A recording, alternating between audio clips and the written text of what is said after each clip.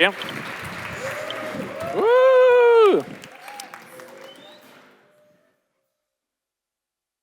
Okay.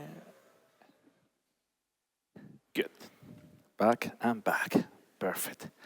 It's actually priceless to be talking about a first panel being about work-life balance, and next thing on a stage is a guy that talks about 170 flights, right? Perfect work-life balance, believe me. But yes, 170 flights. That's the number of flights I did last year. And this is not just I decided to make a record that year. I did 168 the year before, 165. This is a pattern, right? That's the startup traveler. And look at the last comment from Francesco, sustainable life. Huh? So when people talk to me, they said, this looks like a movie, Cristobal. And you were in Georgia, Istanbul, Riga, Sunday to Barcelona, back to Riga, Copenhagen. If I was not talking to you, I will think it's a movie. But shit is actually happening. And on top of that, other friends said, how can you even be alive? Let's not talk about efficiency, dude. How can you smile after all this on your body, right? So I keep thinking about this, but how many people here flies more than 25 times a year? Okay, more than 50 times a year. Okay, I'm not alone. That's good, that's good. I will not ask how many more than 100 years. It's not a personal challenge, believe me. So how do you do that and you still run a company that is more than 20 people, in 3 different countries, growing every year 3x. How do you do it? Is there superpowers that you have to do? Is there an efficiency? And we are entrepreneurs. Creativity is probably our biggest asset, but it's actually probably our biggest enemy.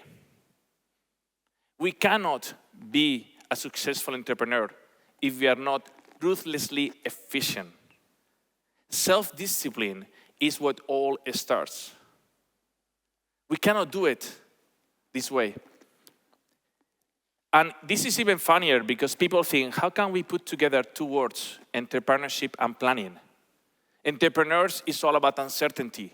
It's about being comfortable knowing that you know shit about the next 5 minutes. How can we throw planning into that equation? And I'm going to try to teach you how, because you cannot be successful with that planning. So when I was talking to Christine about what are we going to be talking today, I talk about in December, I said, we have 2 options. A very serious option, the route to success startup wise guys. I said, boring, right? I said, let's do something more fun. Okay, let's talk about traveling. So people thought today I was going to start telling you how to pack your perfect suitcase, how to find the best restaurant in Warsaw Airport. That could be interesting, but everybody can talk about it. And then I thought about this guy. He used to fly 321 days a year. He looks awesome for that, I might say. But when I think about the movie, and every time that people see the movie, oh fuck, that's you. Not with me, of course. They say, what is the scene that you remember in the movie? And some people remember this, the guy passing through security like a machine. But I remember this. And I don't know what you see in this picture. He's not packing. He's planning. He's planning that he's going to go to the gym. He has checked there is a gym. He's planning he's going to have a serious meeting. He needs 2 jackets. That's actually what you used for the suitcase. He's planning if there is cheap dry cleaning or not. He's planning how many days he's going to be on the road. He's ready for whatever is coming the next 3 or 4 days. And that, ladies and gentlemen, is what I want to tell you today. That you need to make planning an essential skill, an essential tool of your life if you want to be a successful entrepreneur. By doing that, our chances of success are way, way higher than if we don't. And this doesn't take an amazing app. Yes, you can use Pomodoro for doing 7 minutes sprints and become more efficient. And I suggest you to use it, of course, because it's part of our portfolio. But what it takes is just this. This is my planning life. A Moleskine red, of course, that tells me where I'm going to be in the next 6 months. And the moment I know that, The next time one of the customers or one of the potential investors tells me, hey, next time you're in town, let's meet up. I say, yeah, 17th of April, 10 o'clock? Oh, shit. Yeah, of course, of course. And we have all been in these situations on the right side, right? Layover in Warsaw, 6:30 a.m. Next flight, 10:30. I hate Air Baltic layovers, LOT layovers, right? So we had two options. We go to the stupid cafe with terrible coffee, plastic croissants, spend 30 euros during 4 hours looking at our computer to the cheap shit Wi-Fi, right? Or we can actually go to a business lounge, which, by the way, they're in all airports, and even if you don't have the cards, it costs 30 euros, and you get the same shitty croissants, but as many as you want, coffee, a quiet space, and you start planning, how many calls can I make? Do I have a time difference from the US that I can actually hook up that call that I never make happen? Do I have that call that actually I don't have to talk, I just have to listen? So even if it's a bit noisy, I can make happen. And suddenly, these 3 hours layover in Warsaw have become 2 very efficient calls, and some time to review a presentation and send a couple of emails that I needed to do. That's planning. That's how you make the most of a layover in Warsaw. So why is planning important? And I wanted to give you a couple of directions here. The first one is about we want to choose our own path. So this is like buffets. I don't know how many you go to a restaurant buffet and you have all these things in front of you, right? So the typical guy goes, gets the plate and starts eating. By the time he gets to the meat, to the dessert, he or she is full, right? The smart one first gets there, scouts the whole place, decides how much dessert I'm going to eat, and then start carefully actually selecting what is he going to eat to get to the dessert with enough hunger, right? He's choosing his path. And the same thing happens when we are entrepreneurs. We live in the jungle. The biggest thing, the biggest bet that Stuart was saying every day is survive until tomorrow. So we need to find the water. We need to repel those snakes. We need to make sure that we don't lose any of our people in their way. But once a day, you need to go up high in the mountain. And you need to, am I in the right path? Because if not, we just make shit happen. But are we making the right shit happen? And that's where you have to constantly look at where are we going. And we tried to take this one, I tried to humble myself, it says. I was not always that good. In fact, if many of you know me, but has not worked with me, you think this is the crazy guy doing tons of things with a lot of energy and passion, and somehow shit happens, right? And actually, that used to be the way. Until one day, one of my partners called me and said, Cristobal, stop doing so many things, dude. Start planning what you're doing. Just write and simple to do at the beginning of the day. And analyze, A, what are you putting in that list? Are you doing the right things? B, what are you not going to be doing in that list? Because as CEOs, co-founders, one of the biggest things we have to do and know is what not to do. And make sure our teams don't do what they don't have to do. It's ruthless focus. So when we have all of this, okay, now let's throw 170 flights a year. And for most of you, just thinking about flying is stressful. Oh shit, that morning, sweating, that, fat guy on my side, I cannot do anything. The best thing I can do is maybe catch up a bit of sleep, right? I try to throw 3, 4, 5 ideas about how do I deal with this. And if you go farther, it's not about flying. All of you can apply this to your life, even if you're not flying. So the first rule, I call the long haul flights. I call this my thinking time. So any flight will be basically after 2.5 hours. You know how many emails we get a day? In average, it's 125 emails. 93 Slack messages. And that's not counting WhatsApp, Messenger. We even get a call once in a while. Okay?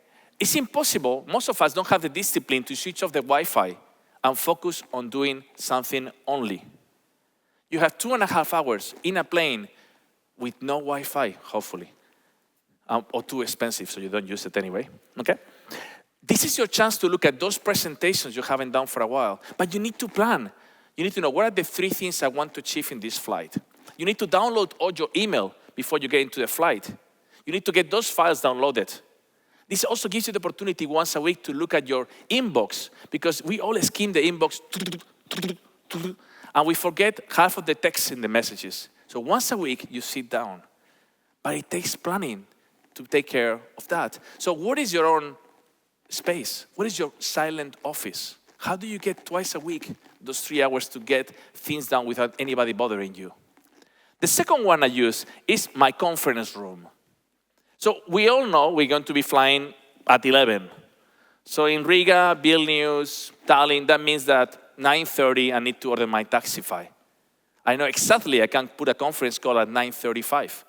I have 15 minutes. So instead of getting into the car and start looking at the stupid smartphone, that you get to the airport and you're like, oh, we got here, okay? Rest your eyes, make that call. It's a silent space. Most taxis, you can at least tell them to get the music down. You have 15 minutes to look at the window, rest your eyes, make the calls. You're landing, you have another 15 minutes, 20 minutes, 1.5 hours if you're in Istanbul, okay? You can have another call. So where do you have your conference room? When do you have those 3-4 times a day that you get your 15 minutes to make those calls? The next one is my own library. How many people here reads more than 2 books a month? Good, that's good. So Confucius said that you can never open a book without learning something. And I don't know about you, but I find it extremely difficult to read in the office. I get home, I'm so damn tired. But I have this image in my mind. Tallinn, Vilnius flight. You sit down, you're just waiting for the seatbelt sign to go off, 15 minutes for that. In the meantime, you're looking at your phone. Then, pling, you get your computer laptop, and suddenly they said, within 20 minutes, we will be landing in Riga. Please, quiet down, get your laptops down. You cannot get anything down. You just wasted 45 minutes to read 1/3 of a book, to be seated in your seat. Put some good headphones and music and be reading from the moment you sit down. So what is your library? What do you find just 45 minutes, 2-3 times a week to read a book? Allow me to change the slide order. Thank you. The fourth one is about networking. And I always say, make sure you read this book, Never Eat Lunch Alone. But it's about, you cannot go to London and don't meet 3 or 4 new people. We always go to a place because we have one meeting. So what do most of us do? We go to Starbucks afterwards. We buy 3 or 4 expensive coffees because they have Wi-Fi, and we spend the whole day in fucking Starbucks. You don't need to go to London to go to Starbucks, damn it. But you need to go to London to meet those people you haven't seen in a long time. So make sure every time you're traveling, you have 3 meals, you have 2 coffees. You need to meet people. You need to keep the connections. And you need to do it not the day before you need to raise money for venture capital, or that you need to get a UK sales guy. You need to do it a year before because you are planning ahead of the time. And all of this is amazing and fantastic. But if you're dead, you cannot do it. So you need to take care of your health. You need to understand what works for you when you travel. I can tell you one thing doesn't work for me. I put my running shoes and I never go to the gym. So I plan a lot, but I never execute. But there is people who actually put the swimming suit and they go swimming. There is people, I actually put my shorts and my things and I do things on the room. Maybe walking 45 minutes works for you. Maybe doing yoga works for you. But you need to do it every time when you travel. You need to find ways to burn your negative energy. We plan our professional time, but we don't plan our personal time. We don't prioritize our health. We don't prioritize the people that we want to see and spend time with. Actually, I think every second time I travel, I cook in somebody else's house. I just tell a friend, hey, I want to go to see you. And I cook in his house. Like, what the hell, this guy is always cooking in my kitchen. But to me as a Spanish guy, I love cooking. It allows me, this chopping of things gives me a lot of ways to release energy in a particular way. So you need to find your way to do it. Nobody else is going to do it for you. Okay? Your health is fundamental. Without health and happiness, there is no success for a startup. And it's 5 to 10 years, so take care of that. So is it easy or is it not easy? I didn't ask you guys to make a complete change of life, to get these 5 apps, planning, etc. I'm just talking about self-discipline. I'm talking about pen and paper and Google Calendar. If you're using Apple, use some Apple Calendar. I don't care, right? But I hate the iPhone, sorry. I confess, yes. So is it easy? Let's see.